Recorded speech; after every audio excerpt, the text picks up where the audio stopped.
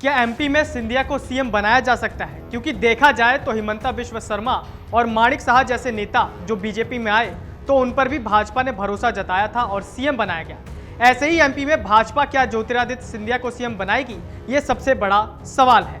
कर्नाटक में बीजेपी की करारी हार के बाद देश भर में परिणामों की चर्चा हो रही है। लोग अपने अपने हिसाब से विश्लेषण कर साल के अंत में होने वाले विधानसभा चुनाव और 2024 के आम चुनावों के आंकड़े पेश कर रहे हैं। राजनीतिक गलियारों में एक चर्चा यह भी है कि सिंधिया को इससे अलर्ट हो जाना चाहिए। ऐसा इसलिए क्योंकि सिंधिया कांग्रेस से भाजपा में आए और ऐसे लोगों का रिजल्ट कर्नाटक में बेहद बुरा रहा है। और देखा जाए तो कर्नाटक और एमपी में समानता भी है, और यह कि दोनों ही राज्यों में सरकारें गिरा करके बीजेपी ने सरकार बनाई है। ऑपरेशन लोटस देखने को मिला, पहले कर्नाटक में फिर मध्य प्रदेश में भी देखने को मिला। एमपी बीजेपी के अंदर टिकटों को लेकर खींचतान देखने को मिल रही है। जो 23 विधायक हैं जो सिंधिया के साथ बीजेपी में आए वो भी टिकट की उम्मीद में हैं। अब देखना यह कि जो पहले से बीजेपी से जुड़े हैं वो इस बात को कैसे हजम कर पाएंगे जब सिंधिया समर्थकों को टिकट मिलेगा, और एक बात यह भी कि सभी 23 लोगों को टिकट मिलेगा या नहीं। एमपी बीजेपी में 4 ऐसे बड़े नेता हैं जो एक ही जगह से ताल्लुक रखते हैं, जिसमें नरोत्तम मिश्रा, नरेंद्र सिंह तोमर, बीडी शर्मा, ज्योतिरादित्य सिंधिया जो कि ग्वालियर से ही हैं। और ये 4 नेता शिवराज के लिए परेशानी खड़ी कर सकते हैं। जिन 17 विधायकों ने 2019 में बीजेपी की सरकार बनाई थी, उनमें से उपचुनाव में पार्टी ने 15 को टिकट दिया। हालांकि जीतने में 12 ही कामयाब हो सके थे। इस चुनाव में भाजपा ने 17 में से 14 नेताओं को टिकट दिया था। हालांकि इनमें से 8 चुनाव हार गए। अब अगर मध्य प्रदेश में भाजपा इन आंकड़ों पर गौर करती है तो सिंधिया समर्थकों की समस्या बढ़ सकती है। बता दें कि 2018 के चुनाव में कांग्रेस की 114 सीटें आई थी, जिसके बाद कमलनाथ ने निर्दलीय, सपा और बसपा के समर्थन से सरकार बना ली थी। लेकिन महज 15 महीने ही बीते थे कि सिंधिया समर्थक विधायकों ने दल बदल लिया था। सबसे पहले मार्च 2020 में 22 विधायक बीजेपी में शामिल हुए। इसके बाद धीरे धीरे 6 और आ गए, यानी 28 विधायक कांग्रेस से बीजेपी में शामिल हुए और शिवराज सिंह चौहान की सरकार बन गई।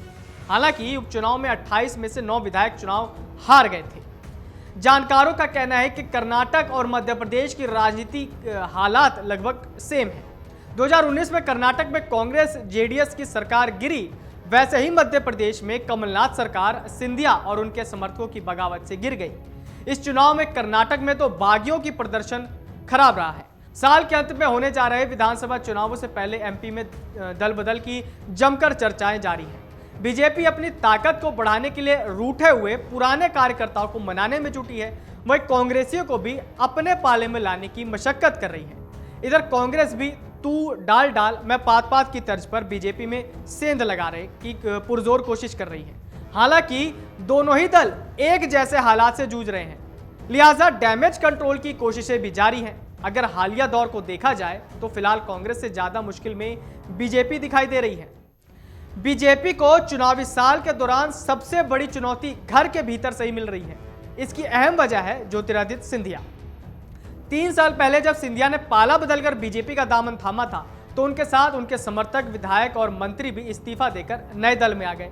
उस समय के हालात को देखते हुए बीजेपी ने इन सभी विधायकों को उस सीट से टिकट दे दी। जो जीते वो विधायक और मंत्री बन गए और जो हारे उन्हें निगम मंडल में जगह मिल गई। इससे बीजेपी का एक बड़ा तबका खफा हो गया। अब इन सभी सीटों पर बीजेपी असमंजस में है, क्योंकि बीजेपी के पुराने कार्यकर्ता भी टिकट की दावेदारी कर रहे हैं। जीते हुए सिंधिया समर्थकों का टिकट काट पाना संगठन के लिए बेहद मुश्किल है, जबकि सालों तक पार्टी के साथ वफादारी से जुड़ा रहने वाला नेता अब सिंधिया समर्थकों की पैराशूट लैंडिंग के खिलाफ मोर्चा खोलकर बैठे हुए हैं। अब देखना यह है कि क्या आने वाले विधानसभा चुनाव में सिंधिया शिवराज के लिए परेशानी खड़ी करेंगे और शिवराज अपने पुराने लोगों को छोड़ सिंधिया समर्थकों को टिकट देंगे। क्या बीजेपी डैमेज कंट्रोल कर पाएगी? यह कुछ महत्वपूर्ण सवाल है, क्योंकि साल के अंत में चुनाव होना है और यह बीजेपी के लिए भी बहुत महत्वपूर्ण हो जाता है, जीत के लिहाज से भी। जैसे अभी कांग्रेस ने कर्नाटक को जीता है, उनका उत्साह बढ़ा हुआ है और वो आने वाले राज्यों के चुनावों को भी जीतने की पुरजोर कोशिश करेगी।